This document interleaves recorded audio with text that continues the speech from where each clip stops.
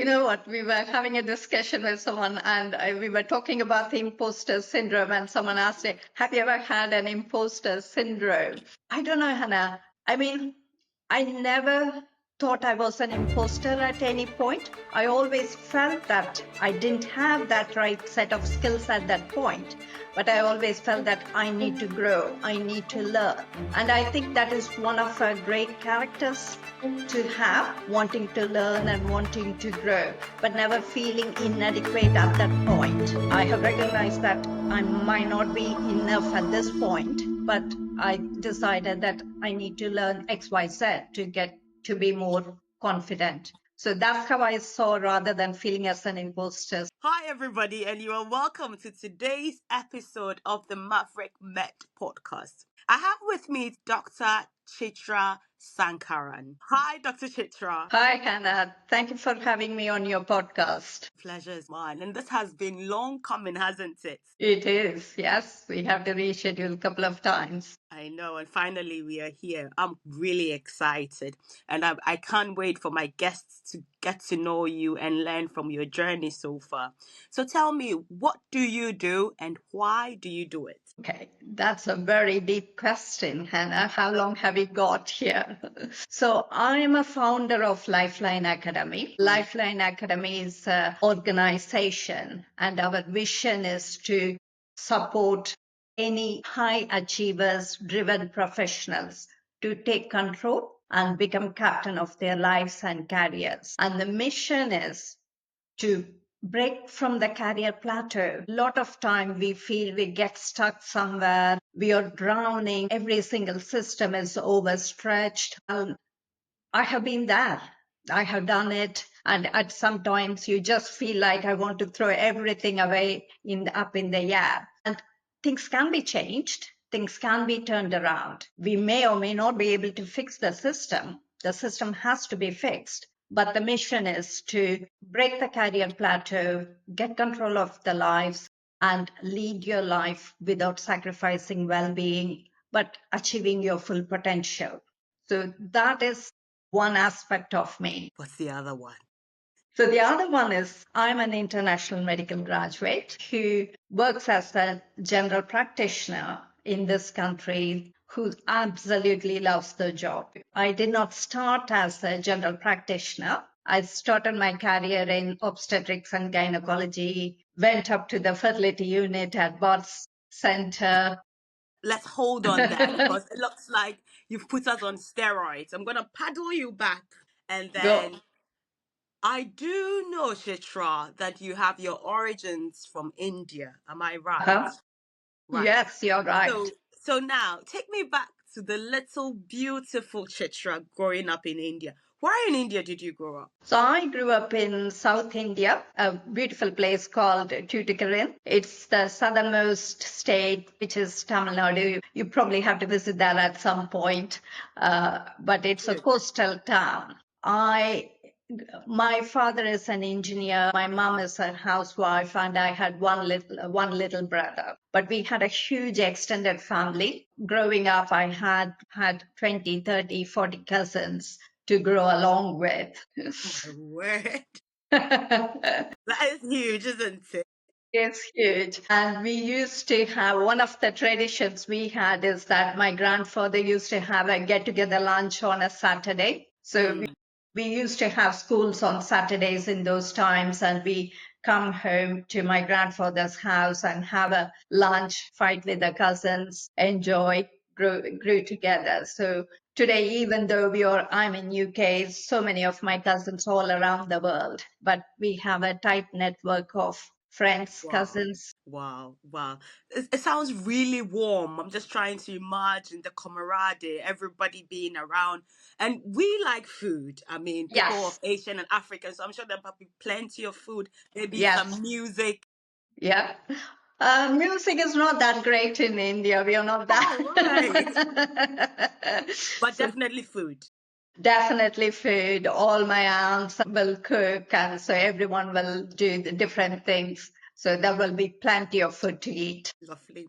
So did you always want to be a doctor? I did. My there were my uncles, couple of my uncles were doctors. And so I remember very well as a 9-year-old girl writing an essay. We always have to write an English essay. Who do you want to be? What are you going to do is one of the standard things. So I remember very well writing that I'm going to become a doctor. I'm going to help people. I will not charge money for poor people, and I will charge a lot of money from the rich people and help. So I remember.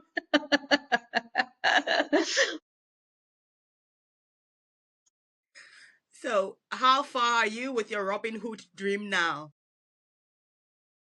I guess I'm still doing some bits of the Robin Hood dream. Always you could do more and more, and there is always scope to offer more to the community. But I'm happy with what I'm offering and doing currently. You sound really fulfilled, I must say, Chitra. So, was there anything in particular that might have formed your decision to want to be a doctor at an early age of 9 years? So, I mean, I guess in India and probably in African culture as well, that the doctors are well respected. And if you're clever, your first option is always clever in the sense if you do well in the school. The definition Right. of clever has changed over time. But for a 9-year-old, if you're doing well, you have to end up in the medical school. And one of the things I have to remind you is that in an Asian culture, women doesn't have to study. The most common expectation is that you can get married and you can settle down. You don't need to be a complete professional. But that I have to thank my dad and mom for that. They allowed to break that mold. And I'm the first girl in my family to become a professional, a female professional doctor. I mean, that is no small feat. Definitely, we need to celebrate you for that, for breaking the mold. That's beautiful. So, India, 9-year-old, happy, jolly young girl who wants to be a doctor, growing up with a big family of cousins. How did you get into medical school? Was it difficult? Because it is in Africa, it's quite competitive. It is extremely competitive, but like any 9-year-old and 16-year-old, you're just focused. I didn't know anything else other than studying. I wasn't going to a music school. I wasn't doing any creative arts. Study. And yes, it was very competitive, but things were changing better for in India at that time. And I was the first group of a cohort where we had entrance exam. So it was purely based on the merit, which made life easier. So you just have to do the work. If you do the work, you get the result. So now that I'm going to ask you a bit of a controversial question, what do you think about medical schools giving quotas to people for gender? So you get to go to medical school because you're a woman. What do you think? It's a very difficult one. There has to be a positive discrimination in certain ways to equalize for many years of lost out opportunities. But there has to be a point at which the discrimination has to be equalized. And I think it is in any country, in anywhere, there has to be some sort of positive discrimination to allow the people to get equalized for the lost out opportunities. Because at the end of the day, there are advantages of growing up in a well educated family background compared to growing up in a poor background. And so, yeah, but it's just Absolutely. that I do agree with you that at some point, some people need to be handed an unfair advantage just to get the balance to go. equalized. Yes. But we shouldn't hesitate to stop that at that right time as well. So just constant reevaluation to see where we are going before we tilt the scales again. Yes, yeah. I do agree with you. So, you sound like a really studious person. Was there anything fun that you did in medical school? Going out to eat as well. The Chitra. That doesn't count. That doesn't count. Did that you doesn't did you go count. to like the nightclub? Did you have a boyfriend, or it was just no, just Unfortunately, I led a very boring life, Hannah. I studied, and my only thing I did extracurricular activities playing chess, which is again engaging the brain, right side of the left. Yeah. yeah, that's really intellectual. Right. Hopefully, maybe you will come to tell us what you do now to Yes. just to relax and enjoy Yeah. yourself. So, medical school in India. At what point did you decide that I want to come to the UK? I think I decided that when I was in school before I entered the medical school. So we used to have an English lesson. So I remember very well. And we call it as a very detailed. So one particular subject we studied very detailed in the English lesson. And we had a really great English teacher at that time. And so one of the topics was about London. So when she talked about the London, I could hear that, about Thames, about the London and everything. And so I just fell in love at 14 or 16 at that time. And I wanted to walk and live along the coast of the River Thames. So, yes, so I had the dreams of getting into a different country and have a career outside India even before I entered the medical school. Chitra, you sound like a very confident person, you know. Have you always been like that? Or you found yourself along the way? I'm just curious. You know what? We were having a discussion with someone and we were talking about the imposter syndrome, and someone asked me, have you ever had an imposter syndrome? I don't know, Hannah. I mean, I never thought I was an imposter at any point. I always felt that I didn't have that right set of skills at that point.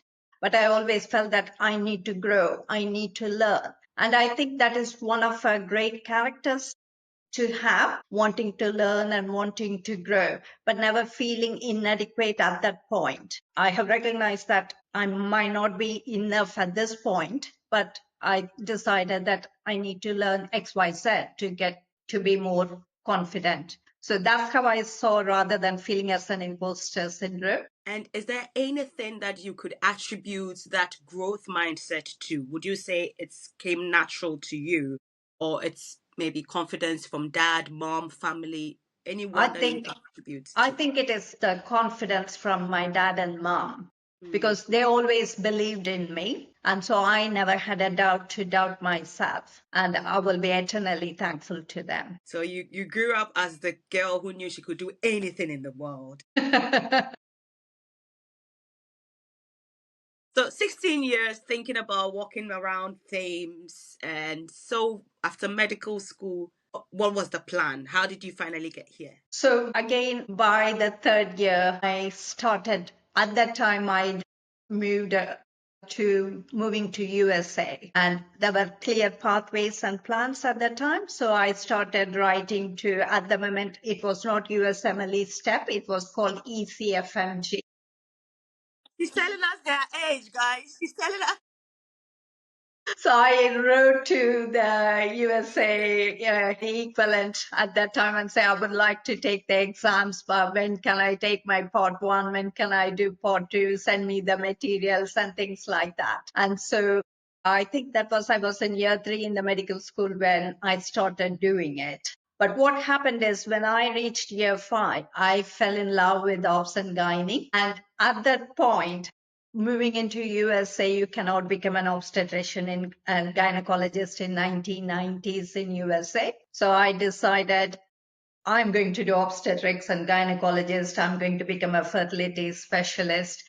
And USA is out of bounds at that time. So I decided that I'll go back to England and live in that London Thames. So that's when, I think, when I started becoming, we call as house officers, which is equivalent of FY1, FY2, is when I started preparing for my PLAB exams. So at that time, did you have to take the PLAB 2 in the UK? Yes, you have to do all the parts in UK, not All right, both 1 and 2.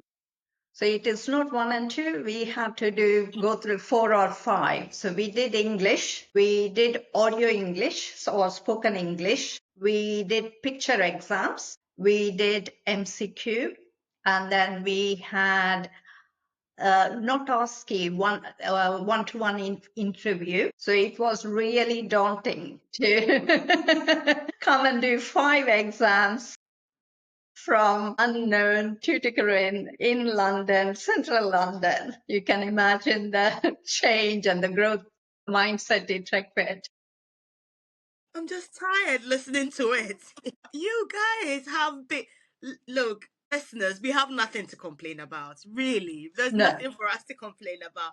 look at the audio steps that they had to go through just to get to practice medicine here in the UK. Wow. I dove my hat off to you. Congratulations. Yeah, we used to, you can imagine to listen to the Scott because one of the exam is spoken English. And so it will be the consultations of different accents. And it could be from Liverpudlian accent, it could be Scottish accent, and you have to be able to listen to the conversation, and then you will have 5 or 6 questions you have to answer. I've never heard about it, guys. I'm sure you heard it here first. That you actually had to listen to a skull. Oh no, I'm failing it. I'm failing it. I can't. I can't even hear. Wow, wow! You guys were amazing. You guys were amazing. So tell me, you coming to the UK, was that your first time traveling to the UK? I mean, in Yes, real yes. life, out of your mind. It is, yeah. So it was complete. It was my first time in the flight. It was the first time entering into a foreign country. Until then, India is the only country I know. So yes, Can you recall? I know it's been many years. Can you recall what your first experience was like on the plane? I remember sleeping half of the time because it was the night flight. Yes, because at that time, that there used to be a big picture, big television in the middle of the things, not the television which you have So in a the central States. Yes. screen, and then everybody has to look in the front. Look at that front and things like that. Yeah, yeah. I mean, God, I can remember bits and pieces of that. I definitely remember sleeping well in the flight. And I definitely remember some of the foods and things, but it wasn't sort of anything that stuck in the mind to say yeah, about. yeah. And what was the weather? Did you come during the summer? Was it cold? No, I arrived in August 19th, so it was a warm, nice day. And I had my friend came to pick me up in the airport. And I remember driving along the M25, and I was in a small house in the East Ham. So East Ham is the place where we all come and land from India. Someone was telling me, I think one of my previous guests, he said he flew in first class and then no one came to pick him and he had to get on the train. And because he was in first class, he had to look the part. So he had all the suits and everything. And the more he headed toward East London, the more he had to take off his suit. Yeah, yeah. It was great, but the advantage of staying in the East London is that we had a lot of people like us coming from and preparing for the PLAB exams. So there was a huge support network at that time. And obviously we all bonded because we have to do the exams together. So at least you had that community, that support, Yes. that Yeah. tribe there Yeah. to help you. Chitra, we are in 2025 and there's been a sudden drought of jobs in the NHS now. How was it during your time finding a job after taking the plug? So the NHS England has always been demand and supply. So when there is a demand, they bring us in, they open the tap, I call it. And when there is not need, they close the tap. And the difficulty at the time, so my husband came 6 months later. Mhm. So there has been a significant difference between when I entered the country and when he came 6 months later. Oh. So when I came, it was not that bad, but still, I got my first job in Merthyr Tydfil in Wales, which is a tiny little industrial town where not many local candidates will go for the job. You So wouldn't believe it. I've actually worked in Metal Tetfield before. It's a Prince of Wales Hospital or something like that. yes, yeah. Wow, interesting. Yes, yeah, yeah. So that was my first job. So it was not, I managed to get a job within a month of passing the PLAB exam. So, but my husband, it wasn't that easy for my husband. And then that 6 months gap made a significant difference. And then we went through quite a lot of difficult time for jobs for the 2 or 3 years at that point. And even then, there were not structured training at that point. It was in early 1990s. I'm pretty sure you probably do know Sir Kenneth Coleman. So Kenneth Coleman, I think he was in a very big post. I can't remember exactly what his title was, but he was given the responsibility to streamline and develop the structured training for all the specialities. He did a great job, we have to say, because before that 1990s, the pathway was you become a senior house officer, you become a senior house officer, and if you're in right people, right person, you become a registrar. And then some people did 10 years of registrar, some people did 5 years of registrar, and then you can become consultant. So there was not a streamlined specialty training program. So Kenneth Coleman came in and he completely structured the training programs. So say for example, obstetrics and gynecology, they will do ST1 to ST5, and then once they get through, they become a consultant. And the same way GP trainees 1, 2, 3, and they become a general practitioner. So he did quite a lot of job, but at that point, he also introduced what was, I don't know whether he introduced or Department of Health or NHS England. So what came in was there is a national training number and there is a visiting training number. So if you're an IMG without right to residence, you will get only visiting training number, which means you will get 1, 2, 3 years of training. So you will never become a consultant. So if you get an NTN number, you will complete your training program and you can get into the consultant register in the GMC. So that is how I got stuck in obstetrics and gynecology. So I did 3 years, but I had only VTN number at that point in time, which means I couldn't become a consultant.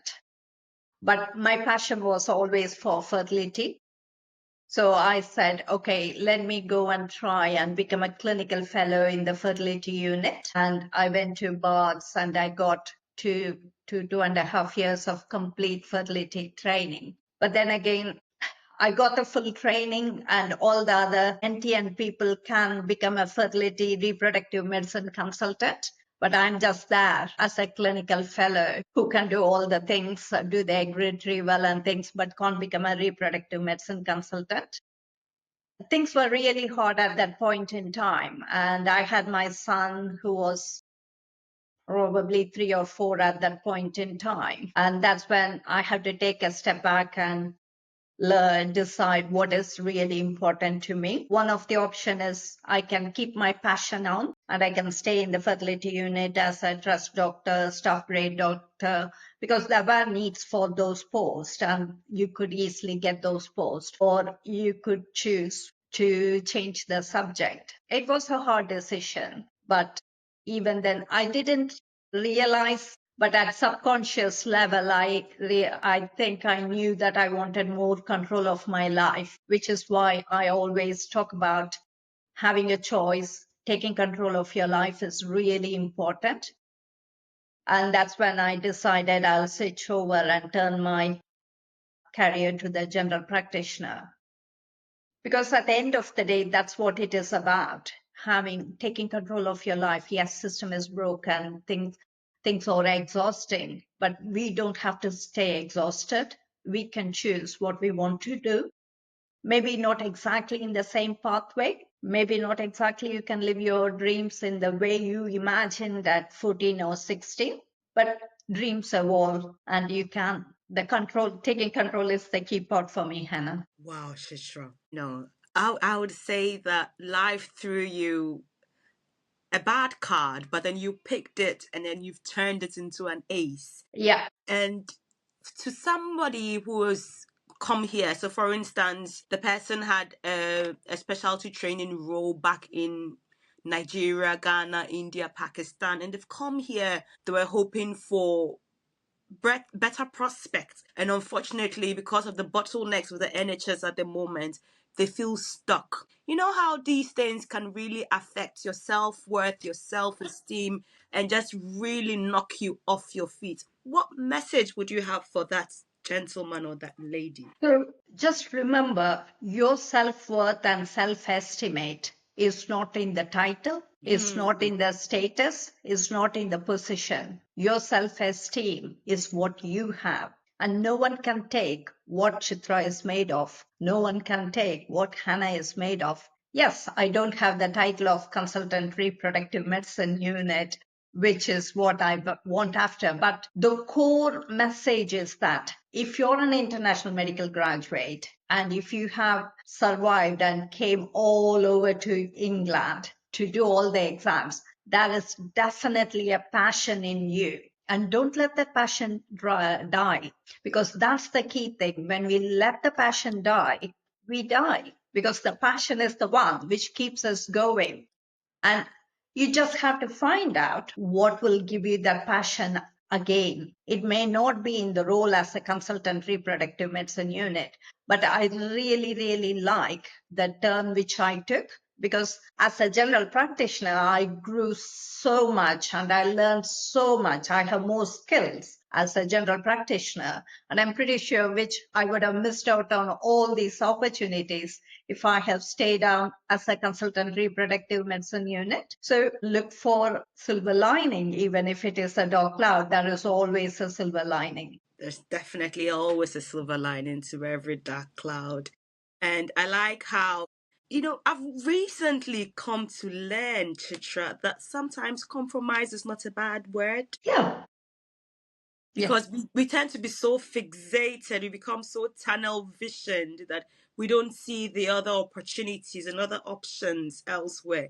It's either I become a consultant within 7 years or I'm a Yes. failure. And it's Yeah. really not like that. Yeah. And what we have to remember is that is what we know at the moment, at that point in time. That 9-year-old Chitra did not know any other job other than becoming a doctor. I mean, today I have a huge respect for so many different professions, but I didn't know that you could become any of those things. You just become either a doctor, engineer, or teacher. Absolutely, yeah. And interesting, we don't know what we don't know, do we? Yes, yeah, yeah. And we should never beat ourselves for not reaching what we thought was our original goal. Mm-hmm, mm-hmm. So, and that's Absolutely. the other important things, because at the end of the day, reaching the goal is important, but the journey is more important. You become a different person as you walk towards your goal. When you Um, reach your goal, you become a different person as well. And mhm.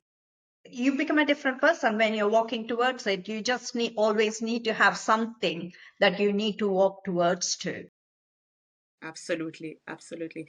I think I recently read, I've forgotten the title of the book, but the crust of it was that in every opportunity, we shouldn't only ask ourselves, what am I getting from this? Instead, we should reflect and say, what am I becoming Yes. from this process? Yeah. Yeah.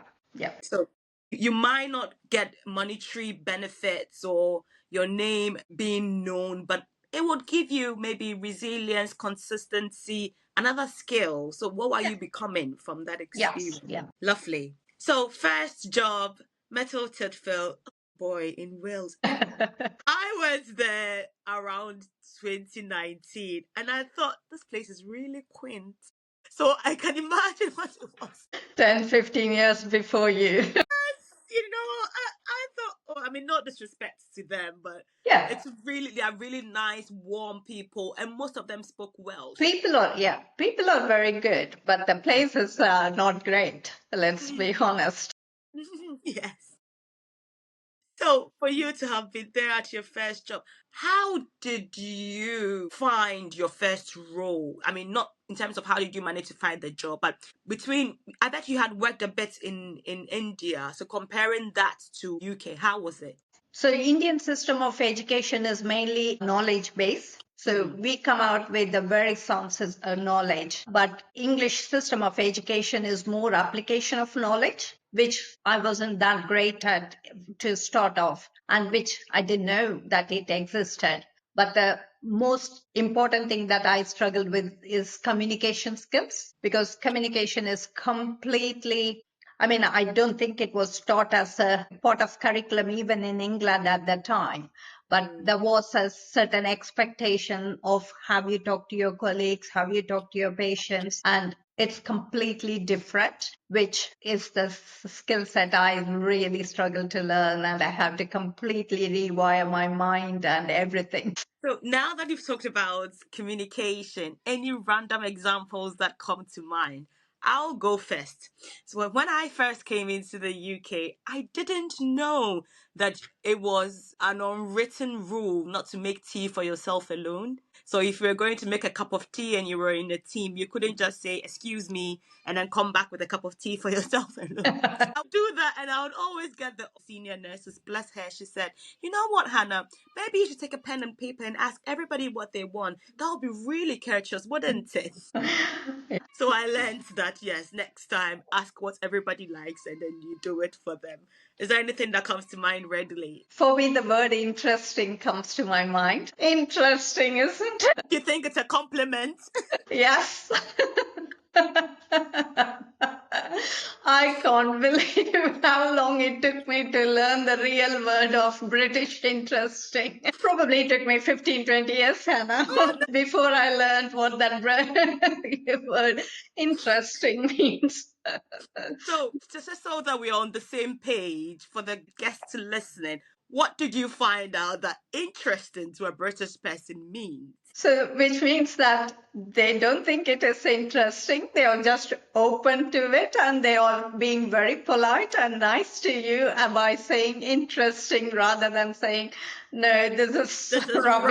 rubbish. Oh, we all said the same word. Yeah, instead of saying this is utter nonsense, they just say, interesting. Interesting. Oh, I'll never believe how long it took. Yeah, I'm sure when finally you found out the reason, you just reflected quickly and thought, "Oh my God, all the people who said interesting to me." Interesting to me. Yeah, it's a good one. Even getting to know the lingo, and Yeah. what they mean and what they say. It's Yeah. something that lets many of us international medical graduates Yeah, down. yeah. And I think there are a lot of support networks for international medical graduates now. And there is even these kind of lingos are provided in the initial training stages within the first few weeks of joining in the NHS, which I think is really valuable. And so in certain ways, there is more support provided to the international medical graduates. Yeah, absolutely. I remember my VTS, they did organize a program like that, and I think it was absolutely helpful. Well, it wasn't during my training, but after my Yeah, training, I yeah, think it was done, yeah. and it's really, really helpful. Another interesting one that comes to mind readily is when somebody says, "Are you all right?" Yeah. I thought it was like, "Oh, okay, tell me what's wrong with you." No, it's just hello, good morning. Yeah. Yeah. How is the weather? The other one is that how is the weather is the first question you have to always ask. How is the weather for you? Is the Yeah, sun shining in yeah, your place? Sun is shining here. Not having to have the absolutely, icon. yes. Yeah. And have you travel in the Oh, tube? yes. Yes.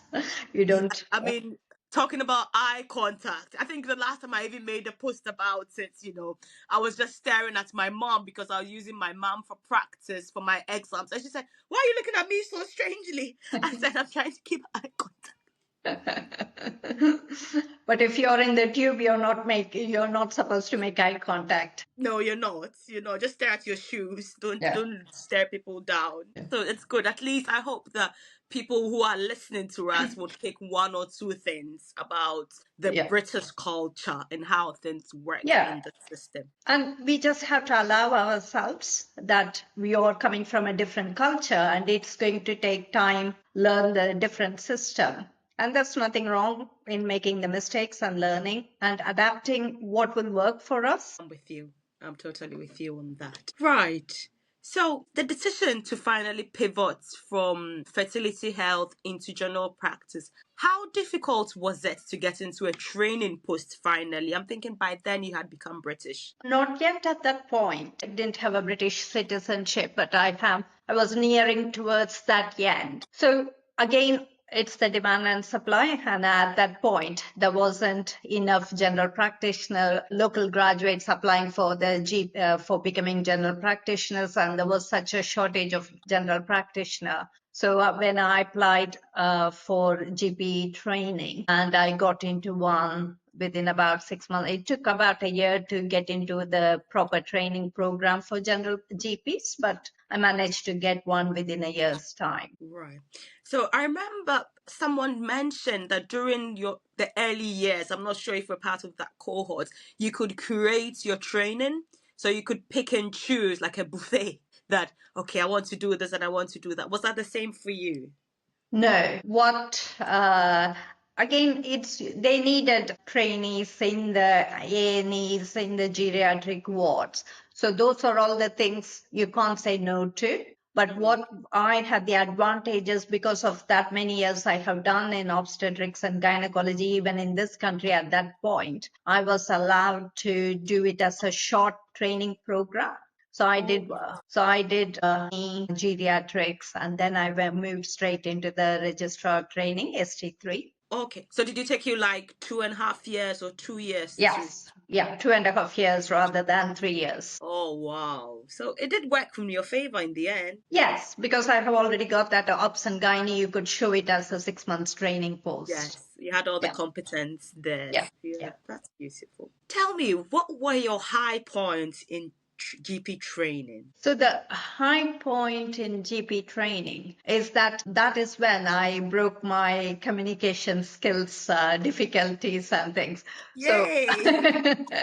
so at that time it was old MRC GP. So you have to submit 15 videos and you have to go for one-to-one face-to-face ASCII exam at that point. So I passed my videos first time and I passed it with the merit in the interview. So Wow, that was a sign of having a good communication skills, able to, definitely, yeah. definitely. Wow, So yeah. You've done really well. So let's go back. Was it 15 interviews at that time? Because mine was 12 and I thought, oh my God, that's really difficult. yes, we have to submit 15. Wow, wow. You've done really well. You've done really well. Right. So now let's talk about the not so high points during your training. So, not so, no, actually, in the training, I did not have that many low points. I absolutely enjoyed it. I mean, it was hard work doing the North Middlesex Hospital A&E and the geriatrics job. But other than the time frame, the shift patterns and things, I did not have that many low points. I enjoyed my training, and it is the low points came after a few years into the general practice GP role rather than during my training post. Right. And would you mind sharing that with us? Of course, yeah. So I was on a high. I left the reproductive medicine unit and became the GP, passed the exam with the merit. I was patting myself on the back. And then I became a salaried GP in one of my nearby my training practice. And that it took me, I knew that I want to be a GP partner. Even when I was training, there was no doubt about it. That is my ultimate aim, just like becoming a consultant. But unfortunately, demand and supply. So I just couldn't get into the GP partner role. It took me almost whole 5 years. I have applied high and low from north of England to the south of Isle of Wight, Shetland, everywhere, you name it, and I have applied it. And what it took long time to learn. So yes, initially my skills in the interview could have been 1,000 times better, but I nailed it after 5 or 10 interviews. But then again, I was not the right fit for that people in that area. So, but it's just a matter of trying and trying. And then I became a partner. So again, you just feel you have reached, you have arrived. You think you never arrived. Finally. Finally, I became the GP partner and then almost had 3 absolute brilliant years. But in the 5 years while I was working towards becoming a GP partner, I have become an appraiser, I have become a GP trainer, I have become an examiner. So all those things have happened in the background as well.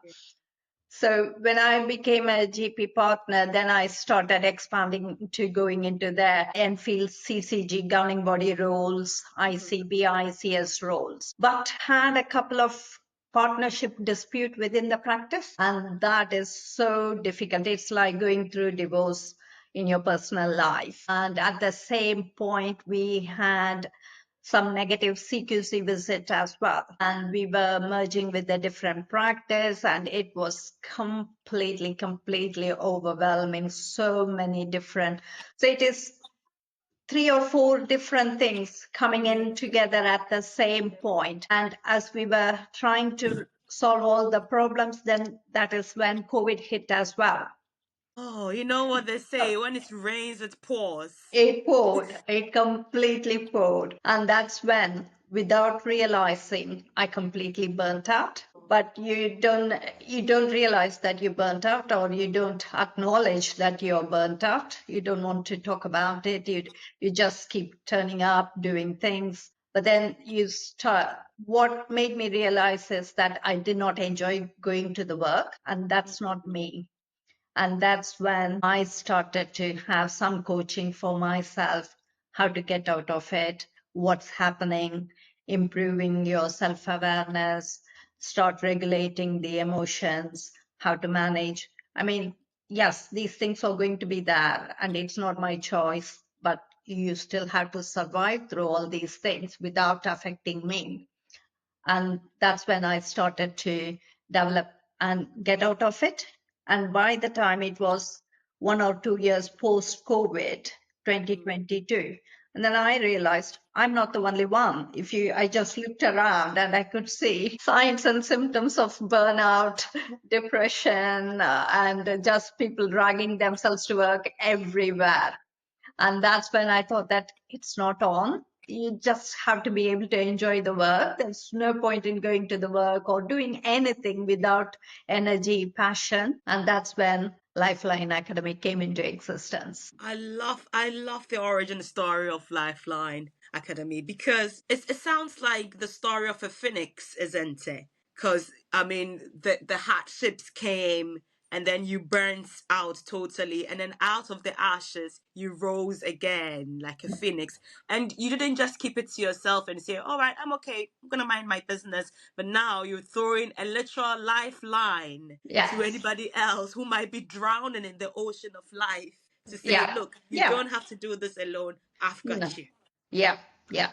Because, and that is one of the things, we do not ask for help. And in general, healthcare professionals very stubborn in asking for help, and more as an IMGs as well. We don't tap into the community, we don't tap into the support network. And that's why one of the core thing is in my modules is how to identify your anchors, because every one of us, we need to have anchors in our life who will have us when things go wrong. Even when we do things wrong, we need to have that anchor, and identifying it and not hesitating to use them and tap into them is very important. And it's something that we have to constantly be aware and educate people, and to say that it's okay to ask for help. Absolutely. And my perspective on help is in a two-pronged way. I say ask for help and take it as well. Because Yes. sometimes even after we've asked for help, when it's given to us, we're like, "Oh, it's all right." No, no, take it. Take it. Yeah, Take that's a it. very good point. Yeah. Yeah. Yeah. Yeah. You need to learn to ask and take it as well. There's no, Absolutely. yeah. I mean, significant pride and ego in refusing the help. My patients, I tell them that, no one is going to give you an award for suffering and pain, because one of the common things I hear is that I don't like taking tablets, doctor. I mean, I can understand it, but no one is going to give you an award for suffering in pain. And it's the same for us. I do tell my patients that as well. That guess what? There's no award for endurance. That the person who was able to endure the most pain. So please don't do yourself that disfavor Yeah, at all. Yeah, yeah. I think it's more of our upbringing, indoctrination, and our personality types because we yeah, tend to be type A, like the alpha personalities. We can do it. It's all right. Asking for help shows that we are weak or we are not yeah. competent. So we try to prove our worth by saying, "Leave it. I can do it myself." Yes, exactly. Yeah, you're absolutely right. And that's why a lot of people burn out. And I'm the perfect example. I didn't even know what burnout is. You just turn up for the work and you do the work and you think that you're doing very well. But that is not simply enough. You need to have that passion and energy. And that's what makes me tick. And every one of us have a different things, what keeps you going. And finding that and having it is very, very important. I think you brought me sweetly to where I was going to ask you that what makes you relax and what helps you prevent burnout. What makes me relax? So every morning since that 2022, I have walked every single day, except when you have the COVID restrictions and you can't go out of the house.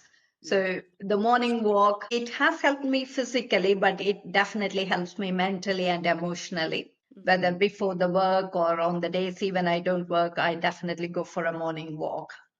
And my another pet pleasure, if you probably even know, wouldn't even know, is that playing Pokemon Go. You almost made me fall from my really. I still play Pokemon Go every single day since 2016. It's a good one. I never would have guessed. I never. Wow. You look quite serious though. I wouldn't. I started playing, yeah, I think I started playing in 2016. That's when my niece came from USA and she and my son were playing together. And then I started playing and then I got addicted to it. I'm still addicted to it. That's not a single day that I have not played. It sounds like a good one. Don't stop. Just keep Yeah. going. Any other thing that keeps you and helps prevent burnout for you? A variety of, I mean, I have portfolio of job, I would say. I'm a GP partner, appraiser, GP trainer, examiner, LMC member, and being a coach and mentor. So whenever you switch from one role to the other, you use different set of brain, you use different set of network of neurons and things. And that variety is the spice of life. It keeps you going. Right. So I'm going to bring you home in the literal sense. Raising little boys, ups and gynae, GP training, partnership, and you were willing to go to Isle of. How did you manage family life? Combine it with work. It was hard, but there was never ever any doubt in my mind. Family was important. Mm-hmm. So, and that is why um, I absolutely love my son. I believe in the unit, family unit, and I believe that yes, all these roles, all these things, they give me happiness, satisfaction. But if I have to choose only one role today, that if I can have only one, I wouldn't hesitate to choose being a mother. And at the end of the day, I mean that's a role which only I can play. There will be millions of brilliant GP partners can take my role. There can be brilliant coaches can take my role, but I'm the only one who can play the role of mother in my son's life. Yes, yeah. So it wasn't easy. It was really, really hard, especially when he was very, very young. And I was doing the obstetrics and gynecology job at that time. And now reflecting back, one of the reasons I was willing to give it up is that the lack of support in the system at that point in time. Now I can see that things have a lot improved when you look at the trainees, but they were expecting you to do it. And it was being a mother or wanting to go is just looked upon so much. I have missed out on so many his parents' meetings, the Christmas dramas, the Christmas choirs, all those things. And I did everything for becoming a consultant in reproductive medicine unit. which was not appreciated, and I couldn't become one. And that's when, sometimes you just choose the priorities without analyzing it consciously as well. And then I thought that, you know what, I'm happy to become a general practitioner. If people may look down that I'm not a consultant, but I'm not going to mind it. My priority will be always family. And obviously, not having the family support network here makes it very hard as well. But we always, both myself and my husband, prioritized family. And so there were times where in the early stages, I had 1 year of maternity leave. And then my husband had 6 months of career break to look after my son. And yeah, so we focused on family, and yeah. I'm happy we're talking about this because this seems like a peculiar issue that we international medical graduates seem to have because we do not have our village here with us. Yes. Unlike our friend Alex, whose mom lives 2 blocks away or maybe in the next town, and so they can afford to go for holidays together, or they'll say, I'm going to leave my baby with my mom. My wife and I are going on holidays. I'm thinking, oh no, I can't do that. No, no. And even the burden, I wouldn't say the burden, but dealing with aging parents who are far away. You can Yes. tell me better about it than I can. What's your Yes. thoughts about that? I mean, it's really hard as an international medical graduate. Now we have reached one stage, our children are in schools, colleges, and things like that. And now we have got elderly parents back at home. And obviously, being brought up in such a nice family background with an extended families, you always end up having that guilt that I'm not looking after my parents well. They looked after me so well. So they did so much for me. And as an international medical graduate, you need to manage those kind of emotions as well, because they're not going to go away. It's again one of the facts that your parents are going to get old, your children are going to grow up and go away from you, and it's how to manage it. It is difficult when they are young and when you're in climbing the ladders as well at that point in time. And I think we have to rethink and manage that emotions very much, and rather than ending up in a stuck position, because you're brought up in Ghana or India where you know that you will do anything for your children, but now you have to be able to accept that you're not going to go and pick up your child. You're not going to do the school run every single day. And it's just that getting that into your head and accepting those limitations. And it's a price. There is a price for everything. So we have to pay for living in this country, and we just have to accept. And it is a very difficult, but we just have to learn and regulate our emotions to as well. Like they say, you can have it all, only you can't have it all at the same Same time. So time. something has to Exactly. give. Yeah. Yeah. You can have it all, you can do anything, but not at the same time. So you decide what you're willing to sacrifice. It'll be different, and it'll be different at different times as well. Yes, yes, yes. I was having a chat with one of my colleagues, and she said, "Oh, do you have mom guilt sometimes?" And I said, "No, I don't, because I've accepted my fate, and the guilt wouldn't change it. It would just beat me down and make me feel worse. Yeah. So no, I don't have mom guilt, not because I'm a super mom, but because I know I'm human, Yes, and exactly. I'm doing the best I can Yeah. at Yeah. that time. Yeah. So that's it." And there will be limitations of what you can do. What you can do today, you may not be able to do next week or next month, or you might have done it differently last year. We learn and grow as a parent, isn't it? The other thing I always say is that becoming a parent is the only one where you're not tested, where there is no curriculum. You're just given the title. Yeah, it is. You sleep and wake up and you just have the role. You didn't even interview for it. Anyway, Chitra. So, what will be your closing message for us as an individual watching us first, and then as the broader community of international medical graduates? So never give up on your dreams, but remember that dreams will change and can be adopted. What you thought as a 9-year-old girl or a 9-year-old boy that this is the becoming a medical doctor is, I thought, is the ultimate goal. But anyone can become a medical doctor. That is not. That will evolve, that will change. So never give up on dreams, but be flexible to adapt and change your dreams as you grow up. And there's nothing wrong with that. And don't let the passion die.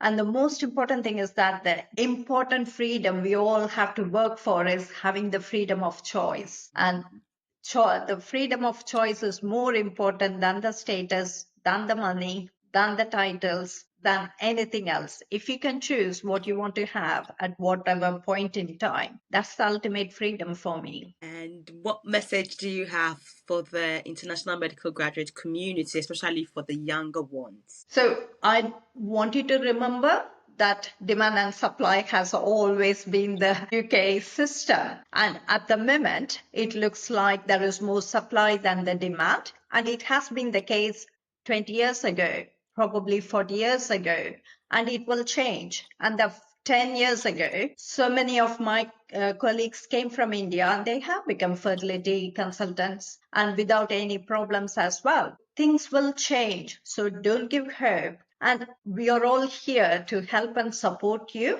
There are so many IMGs who have done really, really well. And that is one thing about I really appreciate in the British system. If you put in hard work, if you work towards your goal, you can still succeed. Rishi Sunak is an example. We had a Asian prime minister. So you can always win if you put in your work and things like that. So yes, system is hard at the moment. There might be less demand and more supply, but it will change. Don't give up. And there's a lot of people you can tap on as well. Absolutely. Definitely the pendulum will swing. So just keep in there and keep doing the right things to make Exactly. yourself valuable when finally the opportunity comes.